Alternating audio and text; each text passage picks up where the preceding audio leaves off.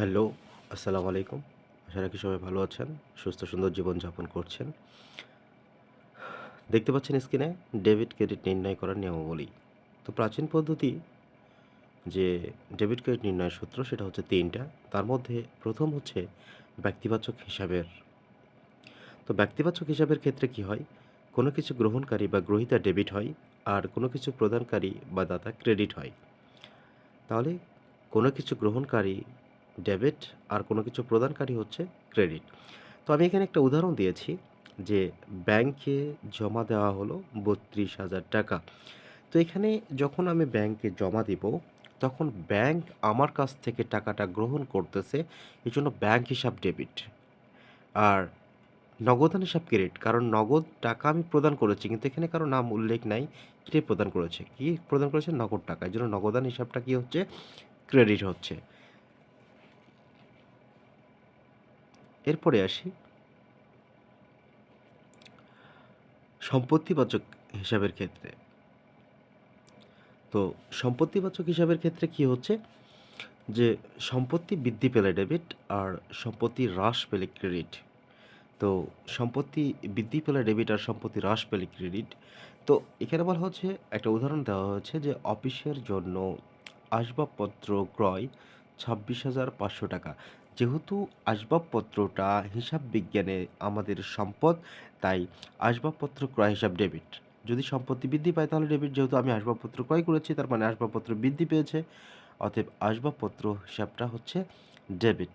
আর আসবাবপত্র ক্রয় করতে গিয়ে আবার নগদ যে অর্থ, যে নগদ সম্পদ, সেটা কিন্তু হ্রাস পেয়েছে। এজন্য হচ্ছে নগদান হিসাবটা কি হচ্ছে? ক্রেডিট হচ্ছে। তো এই জন্য আসবাবপত্র যেহেতু ক্রয় করে আসবাবপত্র বৃদ্ধি পাচ্ছে, এই জন্য আসবাবপত্র ডেবিট। আর নগদ টাকা যেহেতু হ্রাস পাচ্ছে, নগদ টাকাটা কি আমার সম্পদ, তাহলে নগদ টাকা যেহেতু হ্রাস পাচ্ছে এই জন্য নগদান হিসাবটা ক্রেডিট হচ্ছে। এরপরে আসি নামিক হিসাবের ক্ষেত্রে। তো নামিক হিসাবের ক্ষেত্রে বলা হচ্ছে যে ক্ষতি বা লোকসান হলে কি হচ্ছে? ডেবিট। বা আয় বা লাভ হলে কি হচ্ছে? ক্রেডিট হচ্ছে। ক্ষতি বা লোকসান বা ব্যয়, তো আহ, যেটা হোক, আহ, এখানে যখন খরচ হচ্ছে বা ব্যয় হচ্ছে, তখন সেটা ডেবিট, তাই না? আয় বা লাভ হলে ক্রেডিট।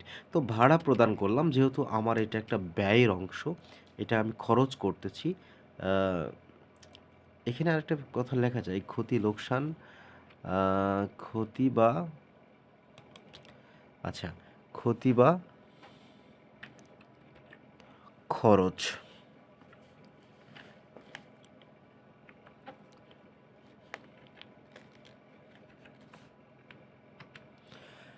হ্যাঁ, ক্ষতি বা খরচ বা লোকসান হলে ডেবিট, আর হচ্ছে আহ, আয় বা লাভ হলে ক্রেডিট।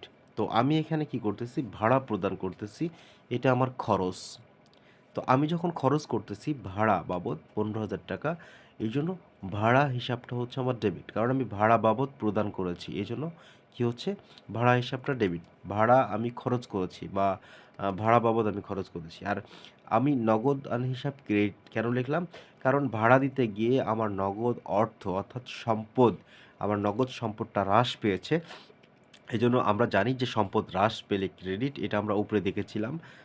যে সম্পদ হ্রাস পেলে ক্রেডিট, ওই যে উপরে লেখা আছে দেখো, যে সম্পদ হ্রাস পেলে ক্রেডিট হয়। তো সেটা আমরা দেখেছিলাম। এই জন্য নগদ অর্থটা যেহেতু আমাদের সম্পদ, এই জন্য নগদান হিসাবটা হচ্ছে ক্রেডিট। তো ভিডিওটি সম্পূর্ণ দেখার জন্য ধন্যবাদ। আর যারা ভিডিওটি দেখে একটু হলেও উপকৃত হবেন, তারা অবশ্যই ভিডিওটি তে লাইক, কমেন্ট অ্যান্ড টাইমলাইনে শেয়ার করে রাখবেন।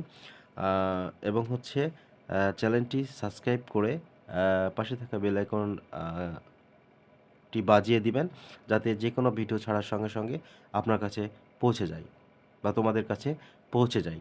ধন্যবাদ সবাইকে। ভালো থাকবেন সবাই।